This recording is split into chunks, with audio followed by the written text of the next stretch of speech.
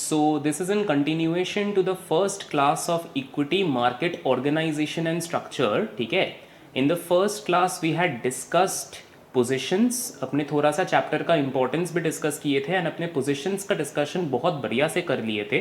We did certain questions on the same as well, long and short positions and leveraged positions क्या होता है, ROI का calculation कैसे करते हैं, इनिशियल मार्जिन वगैरह कैसे निकालते हैं. We did all that. ठीक है, please practise on the same. And जो शॉर्ट पोजिशंस होता है, we discussed the mechanics of short selling as well. Curriculum में there is no mention of the broker, but मैंने बता दिया था थोड़ा बहुत कि ब्रोकर भी मैंने प्रैक्टिकल लाइफ में how important of a role does the broker play. ठीक है, so short selling and everything वो सब का भी डिस्कशन कर लिए थे. So today's discussion is going to be a relatively short one, and that is the reason I am recording this audio, not the audio, I am recording this video. And if you be with me, so आपको समझ में आएगा what the discussion is going to be about. ठीक है, so अपने बात करने वाले हैं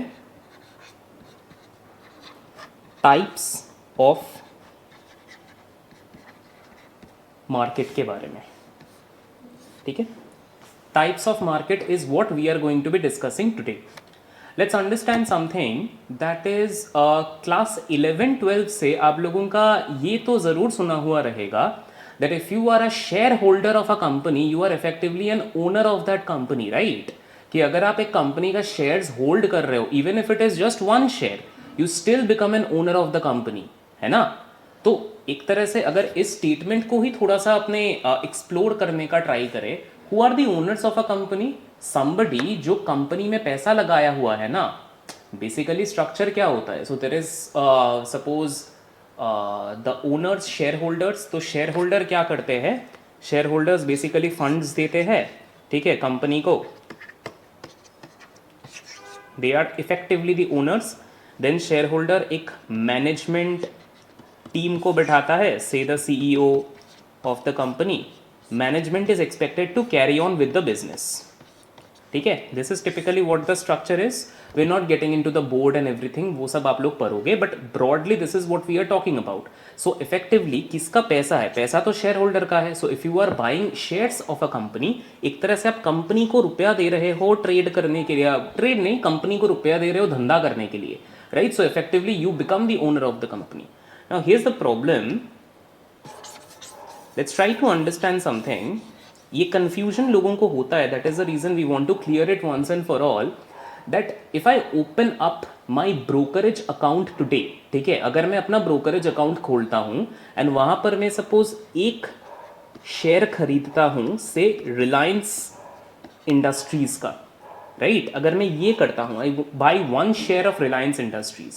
So, do I become an owner of Reliance Industries? Do I own Reliance Industries? Answer is yes. ठीक है, थोड़ा सा अजीब लग रहा होगा, but the answer is actually yes. Maybe I become 0.00001% owner of Reliance Industries, but then again, I do become an owner. ठीक है, it doesn't matter. मेरे को Reliance Industries का AGM वगैरह जो है, उन सब का एक तरह से क्या क्या होते जा रहा है, क्या क्या पब्लिक डिस्क्लोजर्स है, एवरी सिंगल थिंग. अगर आपको AGM में पार्टिसिपेट करना है तो ये सब कुछ आने वाला है मेरे को, ठीक है ना. फिर कंपनी अगर डिविडेंड वगैरह कुछ देता है, so I am suppose to receive all that. ठीक है, तो all these things they do come. ठीक है, even if I have just bought one share, बहुत छोटा owner but still an owner. तो एक तरह से क्या मैं ये नहीं बोलना चाह रहा हूं कि कंपनी को मैंने पैसा दिया है बिजनेस करने के लिए, right? I have paid the company to do business. यहां पर डिस्क्रिपेंसी आता है. मैंने शेयर जो है कहां से खरीदा? ब्रोकर.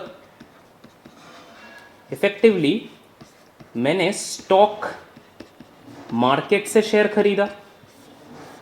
स्टॉक मार्केट में कोई एक था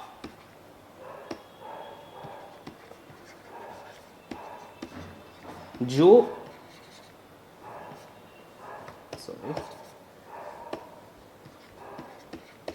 शेयर को बेचा मेरे को, right?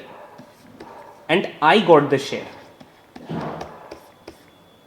I became an owner, but मेरा पैसा तो इस बंदे को ट्रांसफर हो गया ना. अब ये बंदा जो है ये भी किसी और से शेयर खरीदा था, राइट? तो स्टॉक मार्केट में what happens is, stock market में between the investors between the investors transaction होते जाता है। Are you understanding? तो स्टॉक मार्केट में कंपनी टू इन्वेस्टर का बात नहीं चलता है। स्टॉक मार्केट में it is just that between investors मैंने आपका ट्रांजैक्शन जो है, ट्रेडिंग जो है वो होते जाता है। If you are buying a share from one particular investor, you just paying an investor that money, ठीक है, that money is not going to the company, you still become an owner. Because एक बार when the share first came to the market, ठीक है, when the share first came to the market, somebody had paid the company to do the business, and then जो बंदा company को पहली बार रुपया दिया था बिजनेस करने के लिए, उस बंदे को मैंने अगर पैसा दे करके उसका शेयर्स खरीद लिया, तो effectively I become the owner. That is what the situation is. So when we talk about the stock market or rather types of markets, we are effectively talking about two types of markets. One is called the primary market, one is called the secondary market. Secondary market is what the stock exchange is all about. This is what we are effectively talking about, ठीक है, secondary market, stock exchange. Now again यहाँ पर investor to investor का dealing and everything होता है। Company को suppose fund raise करना है from investors, maybe it is for the first time और maybe it is after the first time. So the market that we are talking about is the primary market. So our discussion is going to be revolving around these two types of markets, and we are going in depth on what typically primary markets are about, कैसे function होता है, क्या क्या activities होता है primary market में. तो primary market को I can say it is company to investors. ठीक है, I hope इतना तक clear है आप लोगों को. Take a moment to digest जो मैंने बोला, and after that we will move ahead. Before we move ahead, please remember one thing, that is कि ये जो चैप्टर है ना, मार्केट ऑर्गेनाइजेशन एंड स्ट्रक्चर, तो practically this chapter contains each and everything that is there in equity market. ठीक है, लेकिन कोई भी चीज में एकदम इन डेप्थ नॉलेज जो है वो नहीं दिया हुआ है. ठीक है ना, वो दिया हुआ है in the coming subsequent chapter. So after this chapter you will have a holistic idea. मोटा मोटी मेरे को समझ में आ रहा है क्या हो रहा है. ठीक है, but through out the curriculum and through out even equity chapter, जैसे जैसे आप जाओगे आपका अंडरस्टैंडिंग और डीपर होते जाएगा. So that is the reason I had mentioned that you know at the end of your preparation period, when you are preparing for your level 1 examination last month, ये वाला जो चैप्टर है ना, you will understand यार ये इतना ज्यादा common sensical chapter है, I can't even begin to imagine. So even if we are talking about derivatives over here, derivative का पूरा एक सब्जेक्ट है आप लोगों का, right? If we are talking about valuation etc, valuation is a total subject in equity. Last chapter valuation का होता है, राइट. सो बहुत सारा चीजों का 100/100 सब्सक्रिप्शन सेटिस्फैक्शन आपका नहीं हो सकता है. ठीक है, जितना हो दैट इज बेटर. ठीक है, अगर आपको 60% 70% भी क्लियर है, गुड, अच्छा है. ठीक है, so even for the primary markets एकदम इन डेप्थ में जाकर के स्टफ दिया हुआ नहीं है. प्राइमरी मार्केट्स को तो अगेन प्राइमरी मार्केट के ऊपर कोर्स खराब किया जा सकता है. ठीक है, इतना डीप में है प्राइमरी मार्केट्स, बट करिकुलम में जितना दिया है we are just concerned with that, and effectively इस चैप्टर में जितना दिया है एमसीक्यू राइट करने के लिए आपका यही सफिशियंट होगा. ठीक है, ओके.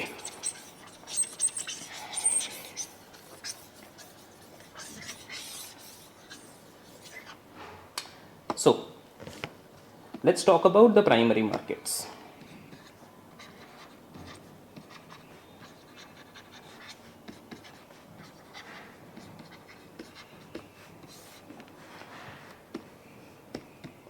हमेशा याद रखना, company to investors. Now before we even get into the discussion, थोड़ा सा मैं कॉन्टेक्स्ट बिल्डिंग कर देता हूं. For example, there is a startup.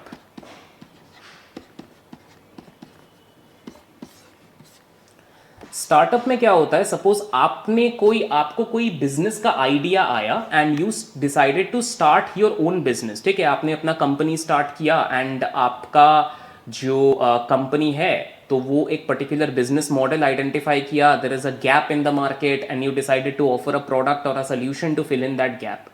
For any company, be it a छोटा startup company or a very matured company like say an Oil India or like say a Reliance Industries, ठीक है, कोई भी company के लिए there are three typical very very important decisions, ठीक है, which are important, ठीक है, which are very crucial. Her time company बस यही तीन डिसीजंस में मैंने उलझा हुआ रहता है and they try to maximize optimize these three decisions, ठीक है.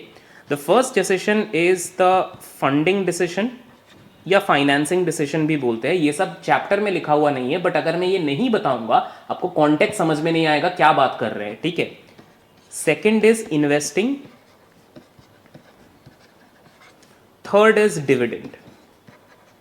आई don't need to speak about dividend in at this part, but broadly आप समझ लो ये दो डिसीजंस बहुत क्रूशियल होता है कि कंपनी, आप कॉमन सेंसिकली सोचो ना, एक कंपनी है, कंपनी क्या करेगा, कहां से वो फंडिंग उठाएगा, बिकॉज कंपनी को तो पैसा चाहिए ना कोई एक प्रोडक्ट बनाने के लिए, right. Even if the company is offering a service, they have to invest into technology, they have to invest into maybe you know people, right, human capital, ये सारी चीजों में क्वालिफाइड लोगों को हायर करना पड़ेगा, सैलरी देना पड़ेगा. तो फॉर दैट कंपनी कहां से इतना रुपया उठाएगा, सो that is the funding decision, ठीक है. एंड देन ये पैसा को लगाएगा कहां पर, that is the investing decision. When we talk about the funding decision, we are effectively talking about either funding using debt, कि कंपनी कहीं से बोरो कर सकता है, और इक्विटी, कि कंपनी खुद का रुपया डाल सकता है, ठीक है.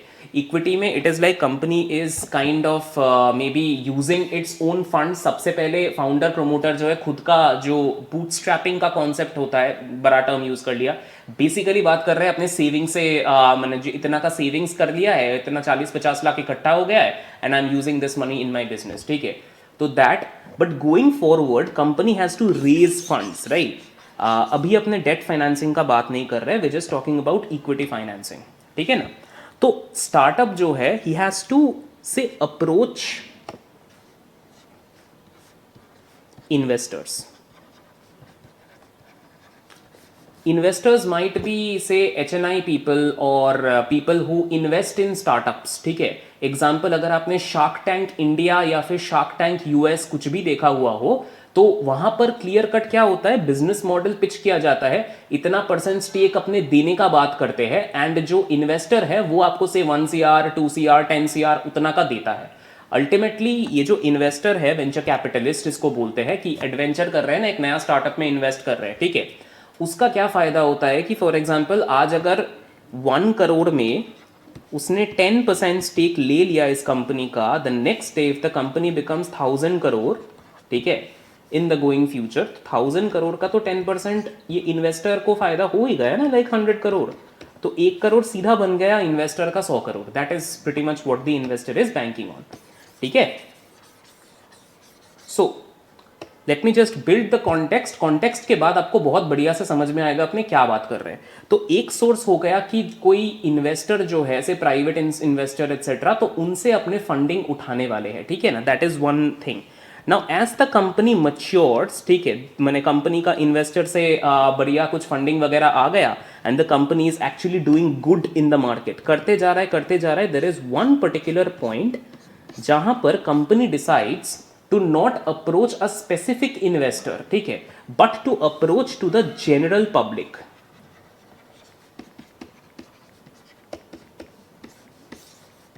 पब्लिक इन जनरल को शेयर्स ऑफर करेगा, एंड उस ऑफर से प्राइस जो है वो डिसाइड होगा, एंड अकॉर्डिंगली पब्लिक से फंडिंग उठाएगा. The moment the company comes up with something like this, it is called an IPO, ठीक है, इनिशियल पब्लिक ऑफरिंग, ठीक है, इनिशियल पब्लिक ऑफरिंग. तो IPO जो है, that is when the company first offers its shares to the public. तो public को जैसे ही आएगा, पब्लिक सिंपली सब्सक्राइब करेगा, और वो जो शेयर है वो सीधा सेकेंडरी मार्केट में आ जाएगा, स्टॉक एक्सचेंज में आ जाएगा, राइट. एंड फिर उसका ट्रेडिंग जो है वो चलता रहेगा. यहां पर people will simply buy and sell that stock. This is practically the idea. Now, the discussion is centered around this IPO process. That is one part of the primary markets that we will discuss.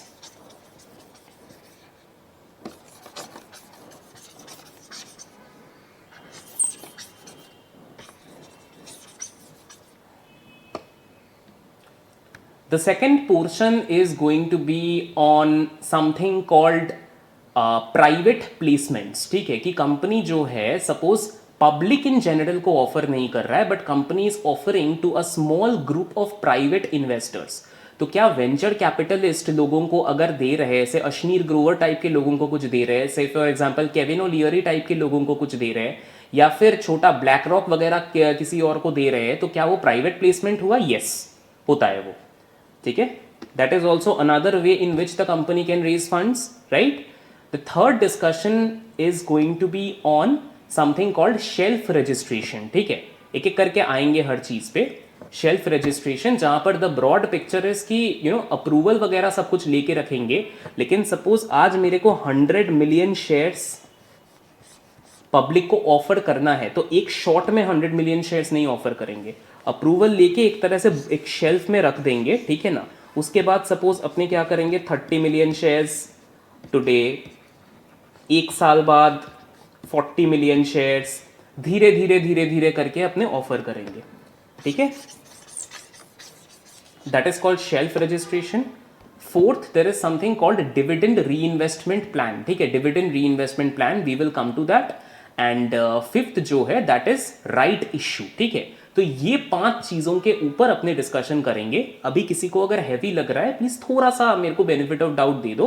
I will explain each and everything होता क्या है, but please remember it is going to be more on a overview basis. ठीक है, because core में उतना deep में लिखा नहीं है जितना डीप में मैं बोल सकता हूँ. ठीक है, चीज क्या होता है, maybe for a different course और maybe for a different time period we can discuss all this. ठीक है, so we start with the first stuff and that is IPO. IPO का आपको आंसर मिल गया, कब होता है. IPO is basically when a company for the first time offers its shares to the public. So लोग जो बात करते हैं ना, remember कि लोग जो बात करते हैं कि I want to make a career in investment banking, right. JP Morgan, Morgan Stanley, तो ये सब जगहों पे मेरे को करियर बनाना है. So let me just tell you about a friend of mine जो कि एक तरह से जेपी मॉर्गन में उसका इंटरव्यू स्केड्यूल्ड भी हो गया था. इंटरव्यू में ही was able to clear the entire technical round. ठीक है, वो टेक्निकल राउंड एंड एवरीथिंग सब क्लियर कर दिया, बट उसको एक ऐसा क्वेश्चन पूछा which is so simple on the face of it, but he was not able to answer and that was fatal, right. उसको बोला था एक टिपिकल बिजनेस बताओ इन्वेस्टमेंट बैंक का, and he was not able to answer that. Are you understanding? Spot on reject. आपको समझ में ही नहीं आता. तो जब आप ये बोल रहे हो ना कि इन्वेस्टमेंट बैंकिंग में मेरे को करियर बनाना है, so please you have to understand investment banker करता क्या क्या है. A major part is this IPO. ठीक है, करवाता है, कंपनीज का आईपीओ करवाता है. That is a very very big chunk of business of investment bank. Are you understanding? So what happens is, suppose there is a company, अगर मैं एक कंपनी का एग्जांपल लेता हूं, so Reddit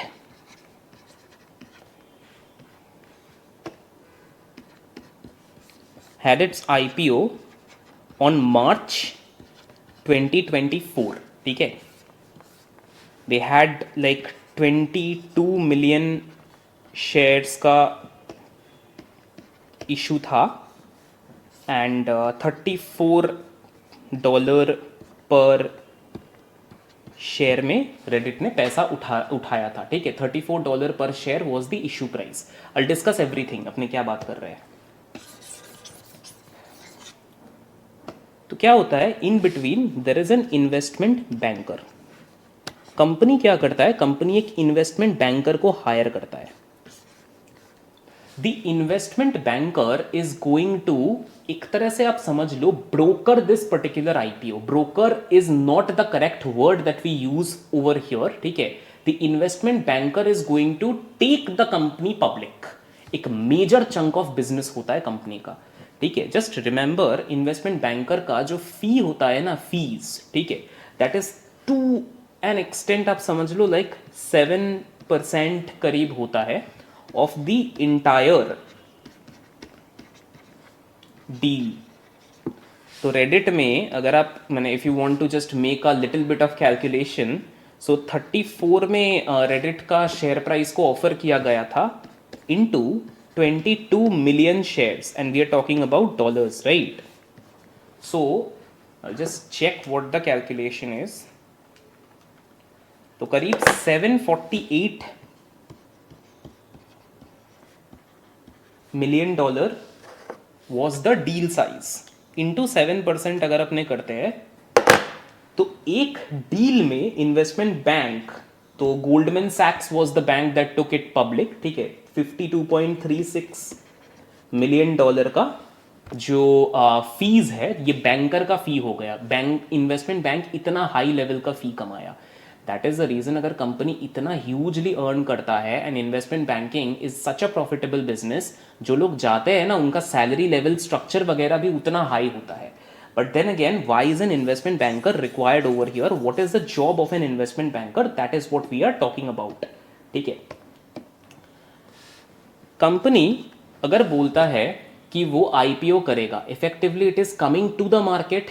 when you are coming to the market, so that means you are going to be approaching the public, right? public के पैसा public का पैसा जो है वो आप उठाने वाले हो। regulators come into the picture. Regulators are just there to protect the public, ठीक है, to prevent insider trading so that malpractice वगैरह कुछ ना हो through and through. that is what we are talking about. Regulators का multiple requirements होता है कि आपको ये सारा रिक्वायरमेंट्स फिल इन करना पड़ेगा। Understanding? So company has to file maybe their financial statements, इतने suppose for the last 5 to 10 years का आपको फाइनेंशियल स्टेटमेंट्स दिखाना पड़ेगा that you qualify to come to the markets via an IPO, ठीक है। Maybe company has to specify कि typically risks company का क्या होता है, that company has to specify कि बेसिकली जो अपना आईपीओ का पैसा है, इतना जो रुपया अपने उठाने वाले हैं पब्लिक से, so what are the future plans, कि इस पैसे का अपने क्या करने वाले हैं, right? That all the company has to provide. तो क्या क्या चीजें फर्स्ट ऑफ ऑल चाहिए होगा, the investment banker is going to talk to the company about, ठीक है। Then multiple other regulatory disclosures जो चाहिए होगा। So investment banker again is going to talk to the lawyers of the company, the auditors of the company, ये सारे लोगों के साथ सारा डिस्कशन एवरीथिंग होगा। Investment banker on behalf of the company, effectively investment banker is acting as an agent for that company. मेरे deal का तुम 7% लोगे तो ऑब्वियसली तुमको मेरा सारा काम वगैरह जो है वो करके देना पड़ेगा to the time the offer is getting listed in the market, right? तो रेगुलेटर के पास जाएगा, जाकर के मैंने investment banker is going to help company file that particular prospectus and get the approval कि हाँ ठीक है आप आईपीओ अब कर सकते हो। That is the first part, ठीक है। उसके बाद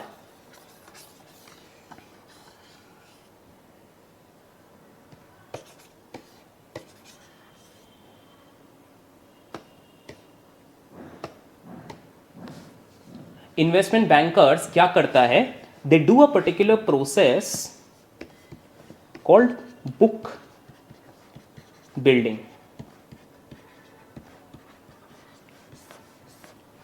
नाम बस दिया हुआ है बुक बिल्डिंग, ठीक है। प्रोसेस जो है the entire process that is not present in the core, बस 2-3 की कॉन्सेप्ट्स बताया हुआ है। मैं थोड़ा सा बता देता हूं आप लोगों को इसके ऊपर। I mean it's a very very elongated concept, किस तरह से क्या एग्जैक्ट मैथमेटिकल कैलकुलेशंस होता है, बट जितना आपके लिए सफिशियंट है मैं अभी आपको बताता हूं।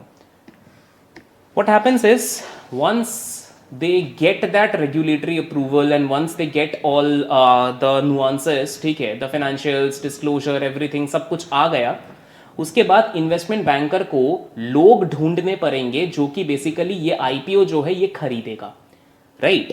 तो investment banker goes to do something called road shows. माने इट इज लाइक कंपनी का जो प्रोडक्ट है, suppose the company is offering Reddit का जो पूरा सर्विस है that is more like a discussion forum, right? So this one particular discussion forum, and even suppose there are companies जो कि physical कोई particular product sell कर रहा है, ये सारा product को investment banker will understand very deeply, ठीक है. Then investment banker industry का पूरा analysis करेगा. इसलिए बोलता है कि जो बंदा इन्वेस्टमेंट बैंकर बनता है, ठीक है, that person gets exposure to multiple industries as well. से 4 से 5 ऐसा डील कर लिया, 4 से 5 डिफरेंट इंडस्ट्रीज के ऊपर उसका पूरा नॉलेज आ गया. He just knows who the competitors are, what are the typical margins, क्या दाम पे क्या चीज बिक रहा है, he just knows all that. इसलिए तो आईबी का जो एग्जिट पॉइंट्स होता है कि कोई अगर आईबी से कोई और करियर में स्विच करने जाए तो that's again a very lucrative part. उसको बहुत हाई सैलरी पे लिया जाता है बिकॉज आईबी का एक्सपोजर हो गया, दैट मीन्स बहुत सेक्टर्स का भी एक्सपोजर हो गया. सो इंडस्ट्री का पूरा एनालिसिस करेगा टू सी कि बेसिकली इंडस्ट्रीज में बाकी सिमिलर कंपनीज कौन से प्राइस पे ट्रेड हो रहा है, राइट. कंपेरेबल्स का पूरा लिस्ट बनाएगा investment banker and accordingly price decide करेगा कि ये जो आईपीओ है ना, आपको जो ये से 22 मिलियन शेयर्स बेचना है, ठीक है, ये 22 मिलियन शेयर्स आपको कौन से दाम पे बेचना है. This is a very very crucial discussion. It is because क्या होता है, I will just tell you कि कंपनी के साथ पहले निगोशिएट कर लेता है कि आपको जो प्राइस है ना, जो दाम है, वो एकदम रीजनेबल रखना पड़ेगा, ठीक है. कंपैरिजन वगैरह का आपने बात कर लिए है, कंपेरेबल्स को देख दाख के रीजनेबल रखना पड़ेगा because it's a very basic law of demand का exercise. If the price of a product is high, the demand is low, तो आप उतना डिमांड ही जनरेट नहीं कर पाओगे अपने शेयर के लिए, उतना कोई खरीदने को तैयार ही नहीं होगा, तो आप उतना फंडिंग नहीं रेज कर पाओगे, right. If the pricing is low then the demand is going to be high, ठीक है. तो बेसिकली बुक बिल्डिंग का क्या प्रोसेस होता है, after you decide upon the price and after you have more और लेस द अप्रूवल, सारा सब कुछ कर लिए हो, you go and meet investors, maybe institutional investors से, कोई म्यूचुअल फंड से जाकर के बात कर लिया, कोई हेज फंड से जाकर के बात कर लिया, ठीक है. तो ऐसे बड़े बड़े इन्वेस्टर्स से मिलते जाएंगे investment banker and IB is going to pitch that company का बिजनेस टू these guys, ठीक है. बिजनेस को पूरा बढ़िया से पिच इन करेगा एंड टिपिकली ऑफर रेंज वगैरह जो है वो डिसाइड करेगा. This is called a typical road show. I am not getting into more details because ये सब दिया हुआ नहीं है, आपके अंडरस्टैंडिंग के लिए मैं बोल रहा हूं, ठीक है. ये सब जो पिच इन करेगा ना, ये सब जो पिच इन करेगा, लोग जो बोलते हैं the what are the typically skills required to be a great investment banker, definitely you have to understand the company. That's the reason CFA जो है, that is a very good curriculum to understand all these nuances and CFAs are extremely preferred in investment banking, ठीक है. कि आपको हर चीज valuation point of view से आ गया, but other than that you need to be able to create, generate that indication of interest, ठीक है. सो एक एक इन्वेस्टर को जाकर के उनका इंटरेस्ट जनरेट करेगा in this particular IPO. After that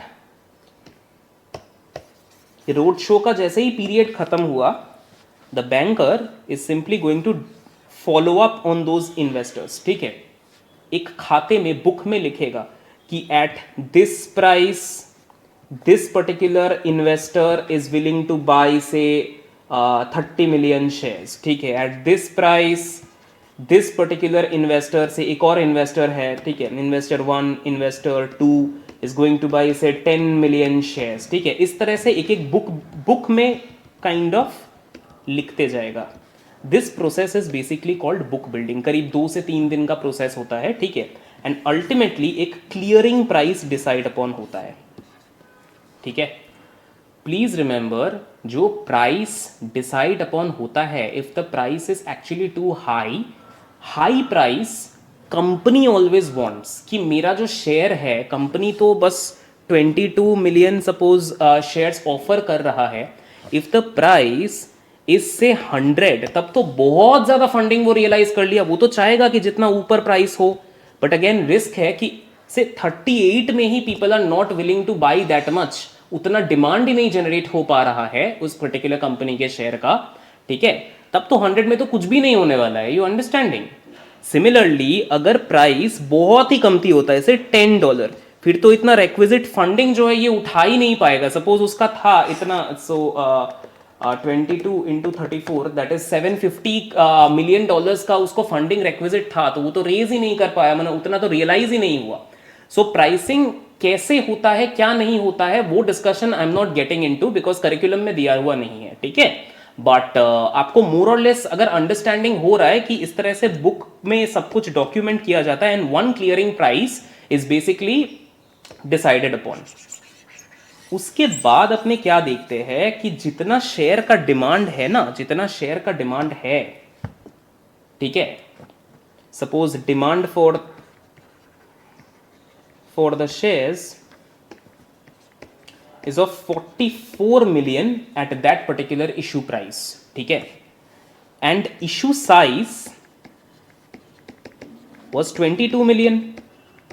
इसका मतलब क्या हो गया, मेरे को 22 मिलियन शेयर्स इश्यू करना था बट मेरा 44 मिलियन शेयर्स का इश्यू आया है, तो अपने बोलते हैं इसको 2x, मतलब दुगना डिमांड आया है ना, इसको बोला जाता है ओवर सब्सक्रिप्शन। सॉरी, इसको बोलते हैं ओवर सब्सक्रिप्शन। उल्टा अगर होता है कि फॉर एग्जांपल 11 मिलियन का ही डिमांड आया, इसको अपने बोलते हैं 0.5x सब्सक्रिप्शन हुआ, तो अपने चाह रहे थे करीब 22 मिलियन मेरा शेयर निकल जाए, ठीक है, at a particular clearing price, ठीक है, लेकिन अपने 11 मिलियन शेयर ही निकल पाया, that is called under subscription, ठीक है।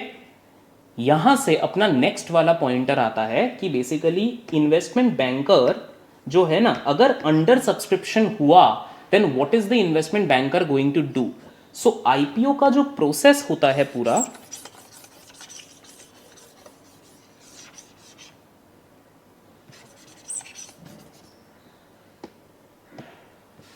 आईपीओ का जो पूरा प्रोसेस होता है ना, that process can be done via two things. One is best efforts, अपने एकदम पूरा निगोशिएट करके, एकदम पूरा वैल्यूएशन वगैरह सब कुछ करके ट्राई किए, ठीक है, look at my word, try किए कि आपका जो फुल टोटल आईपीओ जितना आपको जितना फंडिंग रेज करना था आप उतना फंडिंग रेज कर लो, राइट, जितना आपको शेयर बाजार में छोड़ना था आप उतना शेयर बाजार में छोड़ दो, राइट, ट्राई किए पूरा ये चीज, लेकिन अगर नहीं हो पाया then we are not responsible, that is something called best efforts, ठीक है।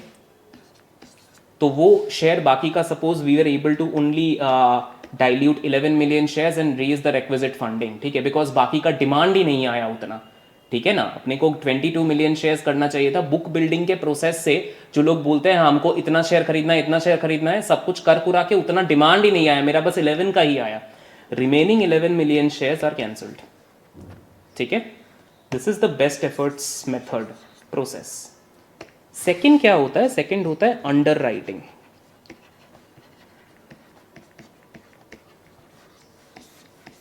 मोस्ट कॉमनली ये प्रोसेस फॉलो किया जाता है। अंडर राइटिंग में what happens is investment banker promises to make good the undersubscription. तो ये जो रिमेनिंग 11 मिलियन था ना, तो करीब करीब 34 का अगर प्राइस डिसाइड हुआ था, तो नियर अबाउट 34 या थोड़ा सा डिस्काउंटेड प्राइस पे investment banker is going to buy this, so that क्या होता है, जो कंपनी है, कंपनी को जितना फंडिंग चाहिए था वो उतना फंडिंग वो रेज कर पाया। That is pretty much what the idea is. तो आई गेस आप लोगों को best effort and under writing जो है वो ब्रॉड लेवल पे क्लियर हो गया, ठीक है। If the issue is undersubscribed then investment banker will make good that difference, right.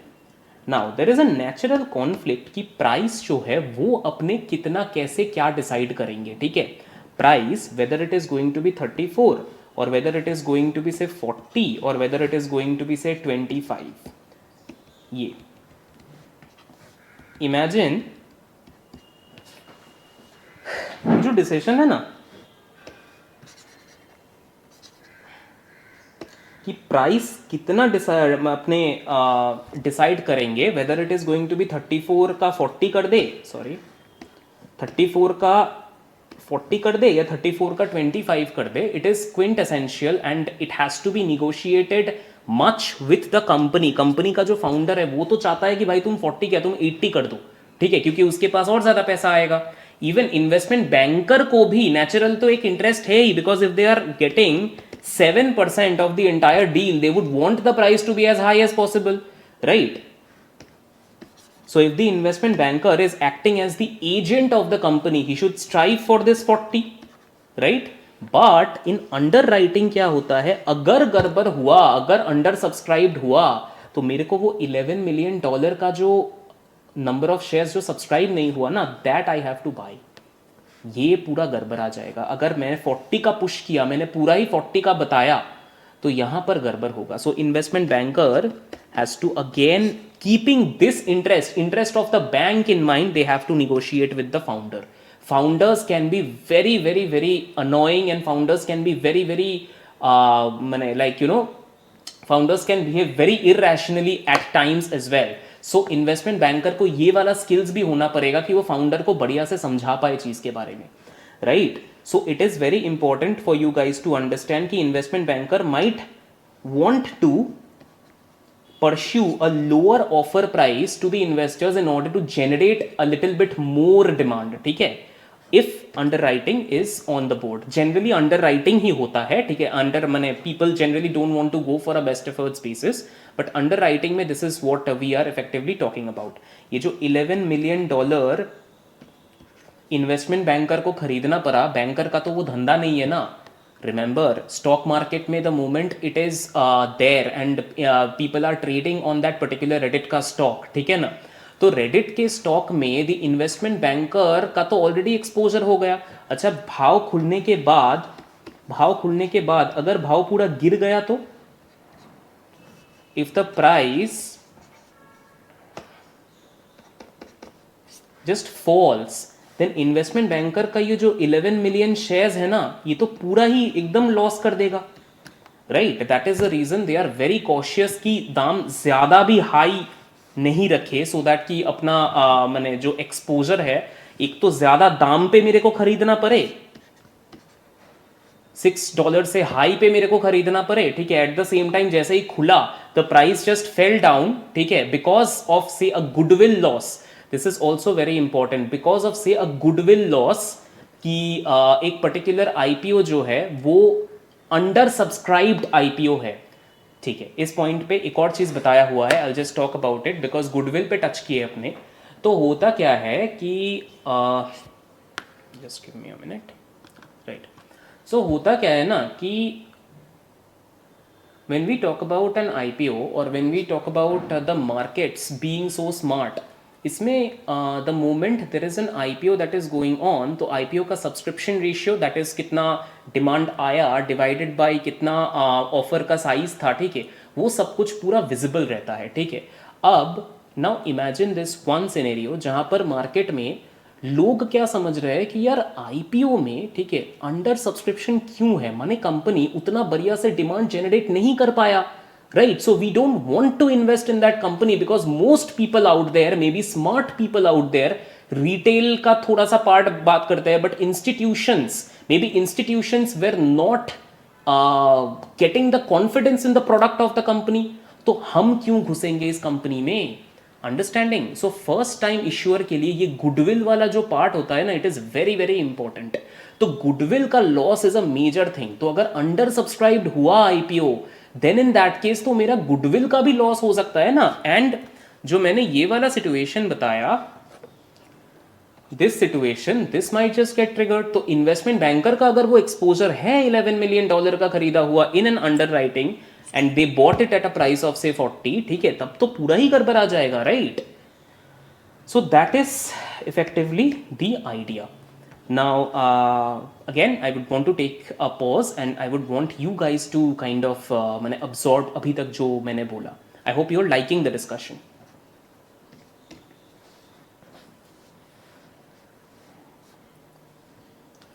ठीक है. So there is a natural conflict of interest between the company and the investment banker. The reason is company push करेगा 40 के लिए, investment banker push करेगा नहीं थोड़ा सा नीचे करो, ठीक है, नेचुरल कॉन्फ्लिक्ट. इसलिए क्या होता है ना, कभी कभी कंपनीज लोगों को पता है फर्स्ट टाइम इश्यूअर जो है वो थोड़ा सा ये 34 जो है ना, ऑल्दो रेडिट का आईपीओ का ऑफर साइज 34 ही था, बट मैं बस एक रेफरेंस प्राइस का बात कर रहा हूँ, वो 34 को थोड़ा 33 या 32 भी इसमें भी मान जाता है because of that goodwill loss का बात. अरे गुडविल अगर लॉस होता है कंपनी को तो वो तो सिर्फ इन्वेस्टमेंट बैंकर को गड़बड़ा नहीं देता, वो तो कंपनी का भी गुडविल का बात है. Going forward suppose IPO is what you divest in the market for the first time, right? For the first time if you are raising funds from the market. But what about the second time? What about the third time? Word नहीं दिया हुआ है फिर भी बोल रहा हूँ, ठीक है, नॉलेज के लिए आपके. This is called a follow on public offer, ठीक है, एफपीओ. एफपीओ वगैरह जब अपने करेंगे, अपना हिस्ट्री लोगों को पता है, that is we were not able to raise the funds in the first time, what is the guarantee we will be able to raise the funds in the next times, right. ये goodwill loss में भी पूरा company एकदम फंस सकता है and company might just not get the requisite funding, right. That is the reason थोड़ा सा लोअर पे भी ये लोग मान जाता है. Additionally, there are two other pointers that are mentioned in the curriculum, so I didn't want to miss anything, ठीक है, तो उसका भी डिस्कशन कर लेते हैं एक बार. तो बेसिकली जो आईपीओ का ये प्रोसेस होता है ना, दिस आईपीओ प्रोसेस के बाद भी जो इन्वेस्टमेंट बैंकर है in the secondary market,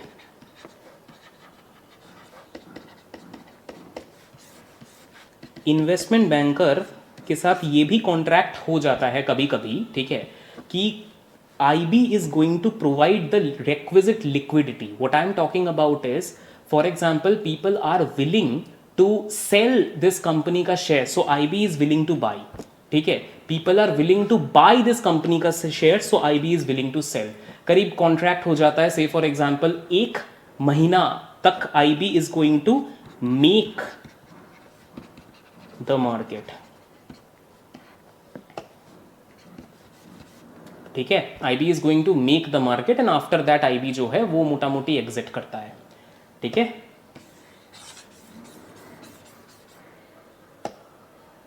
second चीज जो है that they have discussed is that कि ये जो रेडिट वाला अपना डील हुआ ना, रेडिट वाला डील, तो रेडिट डील में I just talk about it. Goldman सैक्स was the investment bank that was appointed, but Goldman was assisted by a number of other investment banks like JP Morgan, Morgan Stanley. JPM Morgan Stanley भी ये लोग भी assist किए थे and there were other networks और contract banks जो लोग assist किए थे फॉर दिस रेडिट का आईपीओ. तो जब एक बहुत बड़ा इश्यू आता है, when there is a big issue, so Goldman, one investment banker, is supported by a syndicate of banks as well.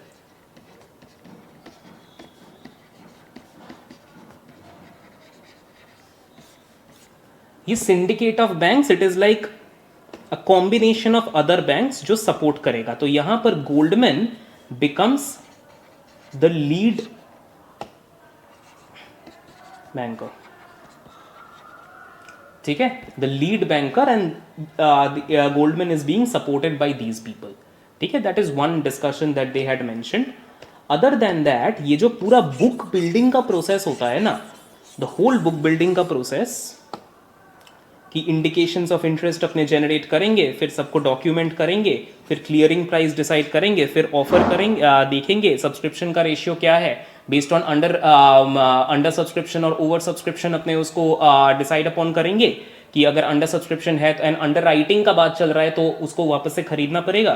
फिर शेयर का ये एलोकेशन वगैरह जो होगा, ये जो पूरा बुक बिल्डिंग का प्रोसेस होता है ना, from the road show till the entire process, ठीक है, ये पूरा बुक बिल्डिंग का प्रोसेस इट जनरली का बात कर रहे हैं, मैंने रोड शो के बाद ही, सॉरी, ठीक है, करीब 6 to 8 वीक्स लग जाता है, 6 से 8 हफ्ता का करीब लग जाता है to do this. Typically I am talking about in general, but the reason I am discussing all this is because there is a particular word given known as accelerated book building.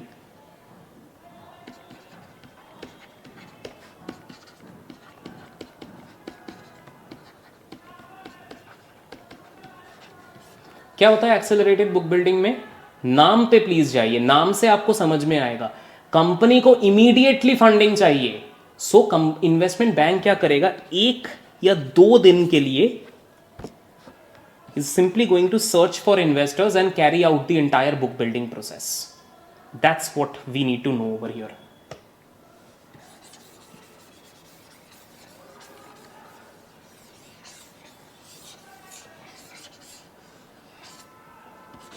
ठीक है, so primary markets में we discussed IPO. The second discussion is about private placement.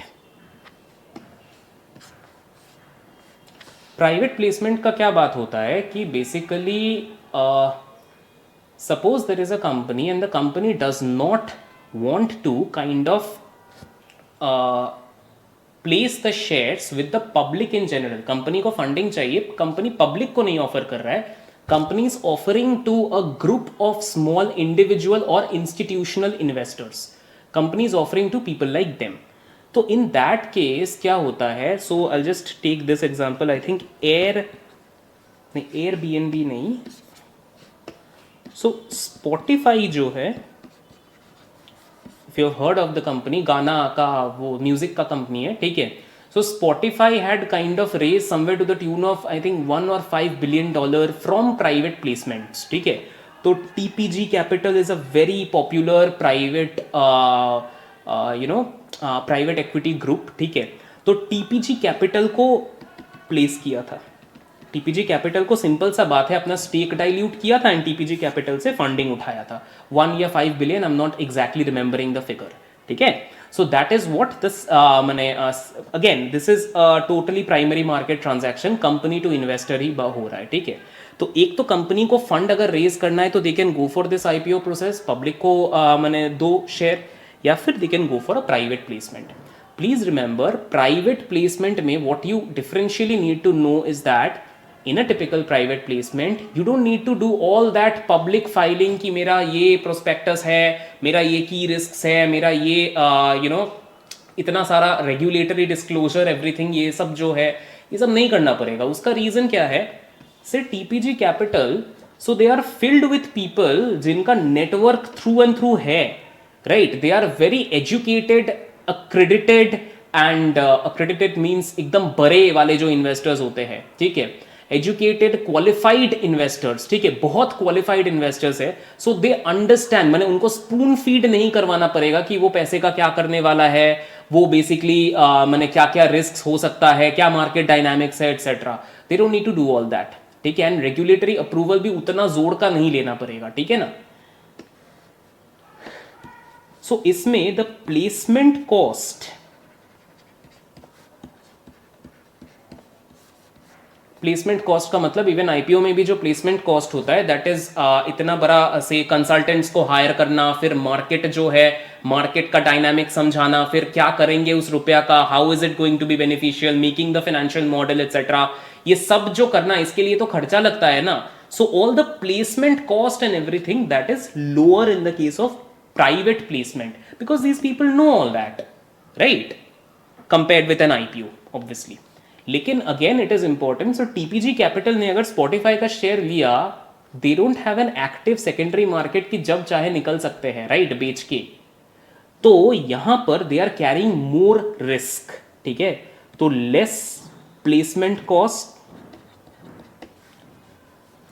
To the company, more risk to the investor, ठीक है।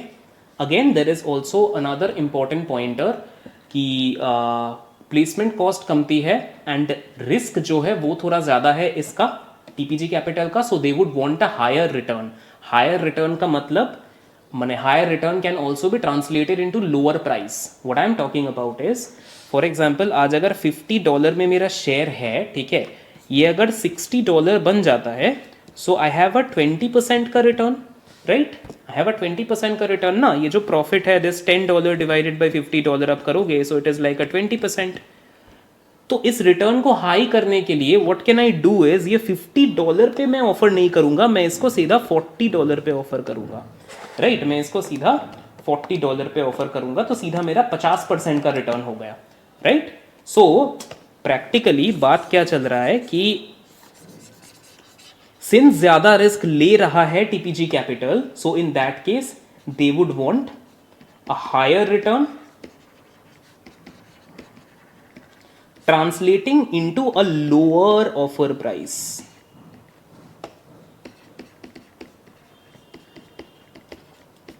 Reddit अगर instead of offering to the public, if they would have offered to say for example some small group of investors private placement करता, then in that case ये 34 जो है ना, 34 में नहीं, maybe they would have come down to 30 or maybe they would have come down to 28. That is the idea private placement में. I hope you are getting the requisite clarity. बात वही चल रहा है, अगर आपको 60-70% भी समझ में आ रहा है ना तो इट इज प्रीटी फाइन। अपने MCQ जो है वो राइट होना चाहिए, that is the main criteria. तो in the next class we'll do the MCQs for this particular chapter. For this class just have the understanding. Sorry, different colour. Third discussion is about something called shelf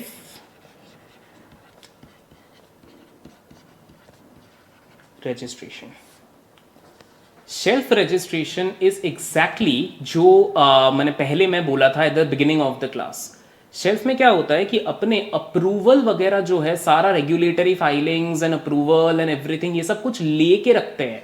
but Reddit had they gone for a shelf registration, तो ये 22 million जो है ना, ये एक बार में offer नहीं करता। पहले maybe they would have offered some 10 million, ठीक है, then they would have offered some another 10 million, देन उसके बाद 2 मिलियन, ठीक है, ये करता। Why would a company want to do that? The reason is, suppose ये 1 साल के बाद किया, 2 साल के बाद किया, अरे सॉरी,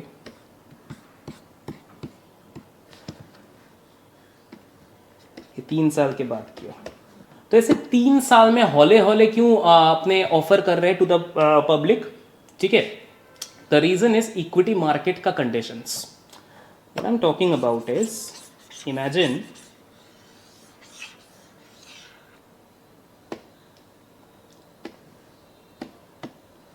इक्विटी मार्केट्स, राइट, अगर मैं S&P 500 का ही बात करूं, that is like a replica for equity markets, वो ऐसे इस तरह से गिर गया, उसके बाद का मार्केट इस तरह से ऊपर जा गया। Are you understanding? So if market decreases, suppose सारा स्टॉक्स का ही प्राइसेस जो है वो थोड़ा डाउनवर्ड है। नाउ शेल्फ रजिस्ट्रेशन का जब अपने बात करते हैं, effectively we are talking about the post offers, ठीक है। IPO मेरा हो गया, उसके बाद मेरा शेयर जो है वो ट्रेड करते जा रहा है मार्केट में, शेयर प्राइस गिर गया because market sentiment currently is low, not because the business is bad, ठीक है। अपने क्या एक्सपेक्ट कर रहे हैं कि यार क्या करेंगे, अपने पूरा जो अमाउंट है, फॉर एग्जांपल 100 मिलियन शेयर्स अगर मुझे रेज करना है, अभी राइट नाउ मैं 10 मिलियन में ही खुश हूँ, ठीक है, right now I am okay with 10 million. खुश का मतलब ओके विथ 10 मिलियन, एक शॉट में फंडिंग अपने रेज नहीं करते हैं। गोइंग फॉरवर्ड जब मार्केट यहां पर होगा ना, everything will be very rosy, people would be able to there is something called a risk on environment, people would be willing to invest more into these offerings। तब अपने जाकर के बाकी का जो से मैंने यहाँ पर अगर 10 किया था तो रिमेनिंग 90 मिलियन यहाँ पर अपने ऑफर करेंगे। बट उसका रजिस्ट्रेशन प्रोसेस एंड एवरीथिंग जो है वो अपने अभी से अप्रूवल लेकर के एक शेल्फ में रख देते हैं, तो धीरे धीरे धीरे धीरे अपने उसको ऑफर करते जाएंगे। That is pretty much what we are talking about. So shelf registration gives the company operational flexibility कि जब मार्केट का सेंटिमेंट्स आर फेवरेबल तब अपने फंड को जो है उसको रेज कर पाएंगे। टिपिकली आपका फर्स्ट ऑफर के बाद का ही बात कर रहे हैं अपने। The fourth discussion is about DRIP और DRP, ड्रिप। ड्रिप का मतलब क्या होता है? Dividend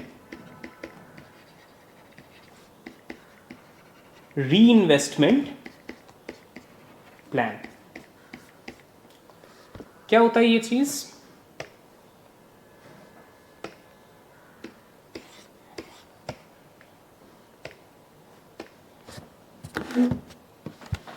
Suppose there is a company, and I'm taking an example of a practical company. So there is a company called 3M. Not talking about the business model of the company, but 3M का एक drip plan है। क्या बोलता है? Quarterly company dividend देगा, ठीक है, quarterly company dividend देगा, and investors may opt to choose a drip plan, जिसमें क्या होगा, ये जो डिविडेंड का पैसा है ना, suppose this is the bank account of the investor. Typically अपने इंडिया में क्या होता है, डिविडेंड तो सीधा क्रेडिट हो जाता है into the bank account, right? यहां पर वो नहीं होगा। Dividend is not going to be credited to the bank account of the investor, rather ये dividend will be utilised to buy more 3M shares. Understanding? So say for example, share price company का is somewhere around $100 and you hold investor के पास करीब से 100 shares है, ठीक है? Investor has around 100 shares. Now suppose company announces a dividend of $20 per share. If that is the case, तो imagine क्या होता है, basically 20 into 100 which is equal to $2,000, ठीक है? $2,000 जो है ये आपके बैंक अकाउंट में क्रेडिट होना चाहिए था अंडर ड्रिप, ठीक है? 3M का जो ड्रिप प्लान है, अंडर ड्रिप क्या होगा, this whole amount will be use to purchase more shares, ठीक है? This whole amount will be use to purchase more shares. थोड़ा सा 100 नहीं, थोड़ा सा डिस्काउंटेड, से फॉर एग्जांपल 95 में, ठीक है? तो करीब 5% डिस्काउंट में you can opt for it automatically. आपको कुछ मैनुअली करना नहीं पड़ेगा, ऑटोमेटिकली जैसे ही कंपनी ने डिविडेंड अनाउंस किया, automatically that money was not credited to your bank account, it was used to purchase more shares. So you would buy maybe 2000 divided by 95, so effectively it comes to around 21, तो करीब 21। Now you hold this original 100 shares, तो 121 shares करीब आप hold कर रहे हो, ठीक है? तो अमाउंट जो है, अगेन प्राइमरी मार्केट मतलब कंपनी टू इन्वेस्टर, फंडिंग कैसे उठा रहा है company is raising the funds by simply providing that dividend. वो कंपनी तो वैसे ही पैसा देता उस इन्वेस्टर को, बट वो जो पैसा है वो इन्वेस्टर को ना दे करके उल्टा इन्वेस्टर को और शेयर इशू कर दे रहा है, तो एक तरह से तो फंडिंग ही उठा लिया ना। So that's what we are talking about, money saved is money earned, that concept.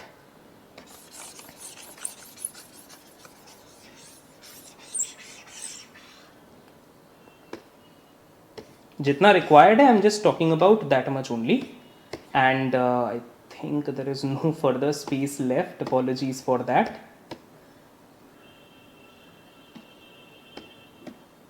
Last की तरफ the chart is a little on the untidy side. We have the last discussion on primary markets which is about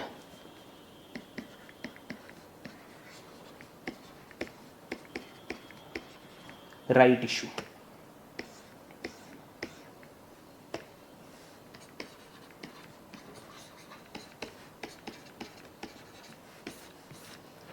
let's see, right issue का मतलब क्या होता है कि for example today there is a company, ठीक है, and company का existing share holders are already there, ठीक है? एग्जिस्टिंग सपोज 100 शेयर होल्डर्स है फॉर द छोटा पार्ट, ठीक है ना? And company is basically trying to raise funds.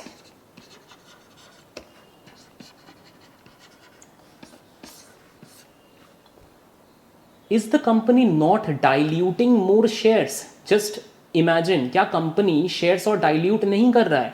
So this 100 shares जो आउटस्टैंडिंग है, 100 शेयर होल्डर्स है, maybe this 100 is going to become 110, maybe it is going to become 120, more number of shares are going to be outstanding. आप ये चीज बहुत in detail पढ़ोगे, but I am just giving you a glimpse of what is coming.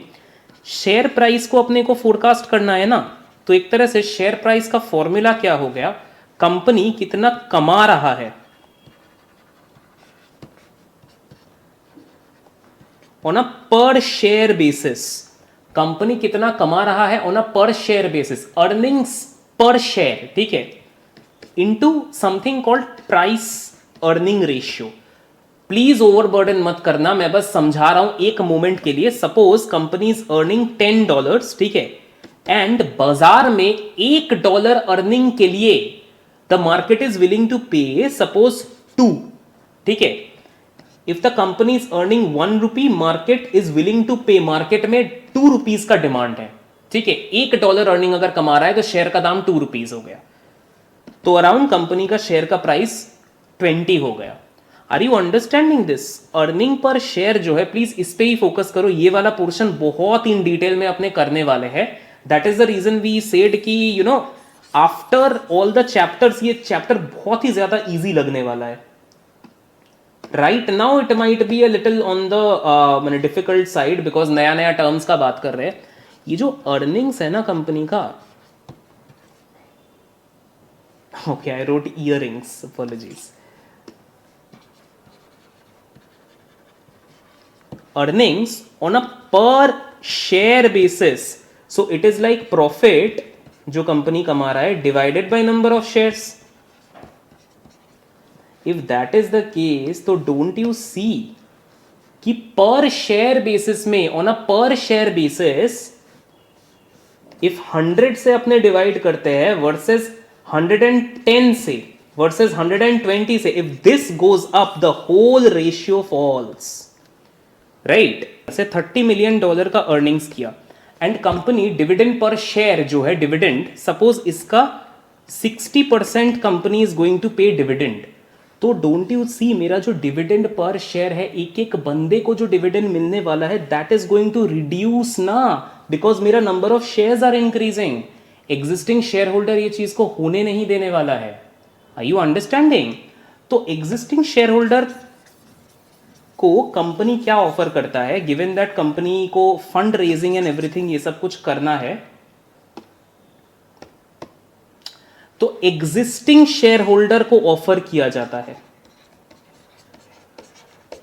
कि you no हम लोग funds raise करने वाले हैं, तो अगर आपको इफ यू वांट कि फंड जो है आपको चाहिए तो आप सब्सक्राइब कर सकते हो at maybe a discounted price. This is a complete right का बात कर रहे हैं, ठीक है. एग्जिस्टिंग शेयर होल्डर्स को ऑफर किया जाता है.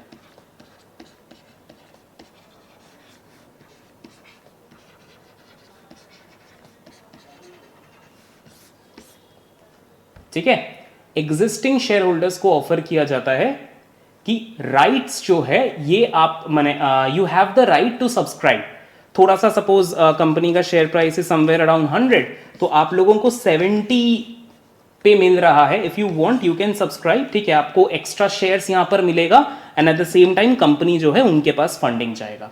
Now obviously share holders can refuse कि नहीं हम लोग नहीं देने वाले, हम लोग फर्दर सब्सक्राइब नहीं करने वाले, but in that case they run the risk of basically you know they run the risk of basically diluting their stake, right. Because क्या होता है कि then company is going to raise funds from somewhere else, more investors are going to sit with the company, the number of shares in the denominator is going to increase, तो earnings per share, dividend per share, हर चीज गिरने वाला है. That is what the discussion is all about. So that was the discussion about primary markets.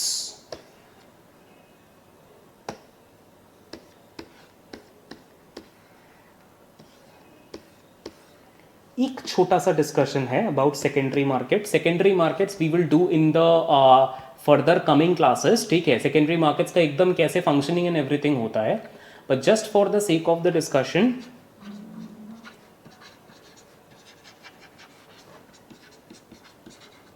like say stock exchange, ठीक है. For example NSE, BSE, all these things they are all secondary markets, ठीक है ना. NYSE etcetera, ठीक है.